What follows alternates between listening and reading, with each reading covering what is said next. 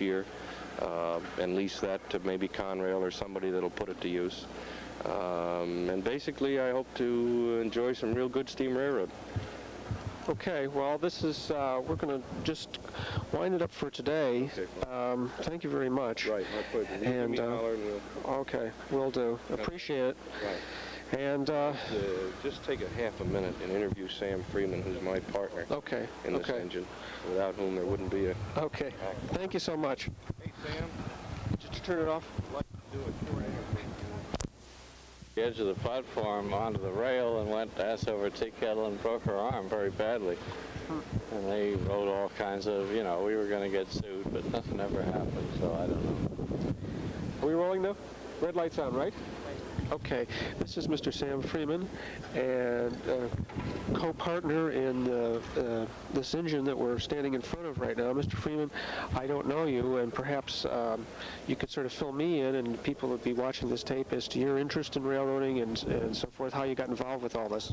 Well, basically, my interest in railroading stemmed from many, many years ago when my parents were divorced, and I chugged back and forth across the continent in the days of the really great trains, and I just fell in love with trains and have been ever since.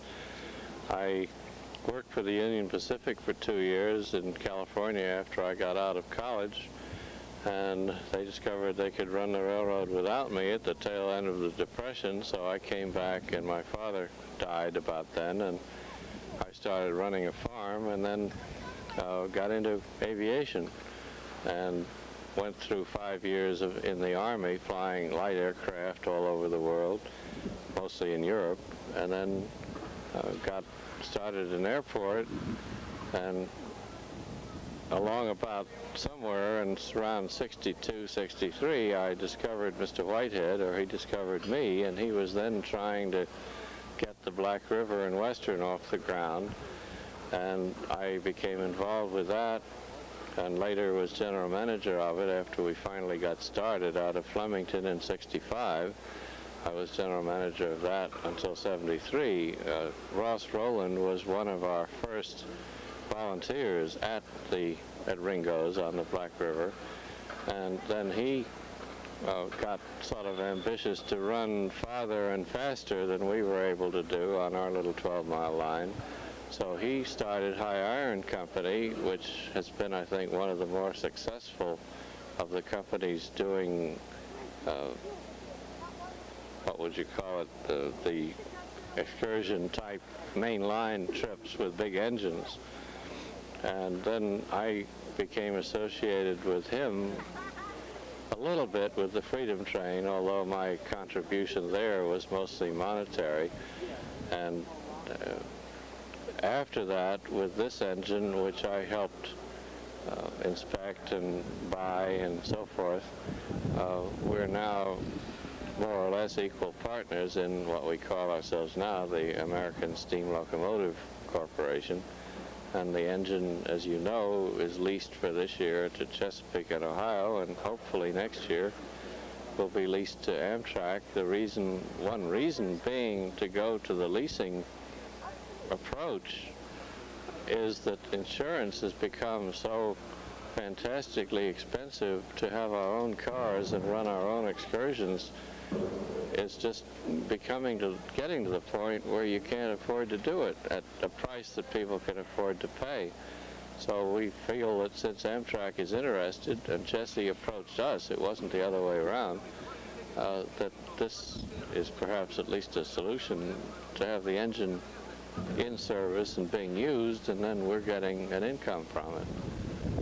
And, well, that's it. Okay. We just rode in on an interesting short little trip here, and any comments? Did you enjoy this particular voyage? We had some interesting little lie there that we went through. Oh yeah, well I helped fix that. We went up there and inspected it last week, and I went up myself and put 3 gauge rods and a whole bunch of spikes in some of the bad spots, and because we knew if we asked Conrail to do it, it would be a month or 2.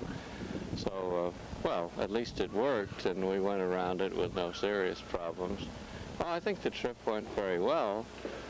We had some delays here and there that I think if the railroads were a little more efficient, we'd gotten there an hour sooner maybe, but that's the way railroads operate here in the east at least. You won't find that in the south or the west. I think the railroads tend to be their own worst enemies. Conrail is, in my opinion, not doing an outstanding job. They've got to do better, or they're going to lose business, which they're already losing, to the truckers. The trucks give very good service. There's a good article on that whole problem in Railway Age, this one that's on the stands now.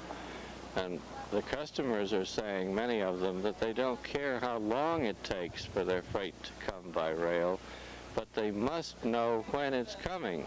In other words, reliability. If the railroad tells you your car's going to be here on Tuesday, they expect it to be there on Tuesday, but over and over again it shows up Friday or longer. And whereas the average trucker can tell you to the hour when that truckload of stuff is going to arrive. And the railroads have got to do better on reliability. The Southern has made great improvements in this department under Mr. Claytor. I think Conrail has got to do the same thing, or they're going to lose a bigger percentage. As the country keeps going and getting bigger and bigger, the percentage of freight carried, ton miles has gone up, but the percentage of total freight carried has gone steadily down as far as the railroads. It's down to 40% now. As close as 10 years ago, it was 55. So it's a problem. Do you have any future plans in terms of other than this particular engine, or? Well,